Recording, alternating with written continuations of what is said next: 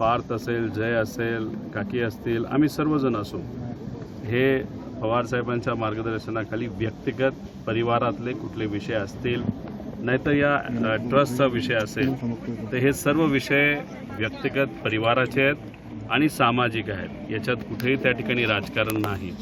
आणि त्यामुळे पवारसाहेबांचं मार्गदर्शन आज आम्हाला जसं लागतंय तसं आम्ही त्या पद्धतीने या ठिकाणी काम करत असताना बघतोय. पार्थ, जय, काकींचं आणि सर्वच लोकांचं, आमच्यासकट सर्वांचंच मत आहे की एक चांगलं स्मारक हे अजितदादांच्या नावाचं त्या ठिकाणी असावं. आणि त्या दृष्टिकोनातून योग्य जागा कुठली, जिथं लोकांना येता येईल, भेटता येईल, बघता येईल, दर्शन घेता येईल. आणि काकांचं काम, अजित काकांचं काम हे 35-40 वर्षाचं राजकारणातलं होतं. त्यामुळे म्युझियमसुद्धा चांगल्या पद्धतीचं व्हावं असं लोकांची इच्छा आहे, परिवाराची इच्छा आहे.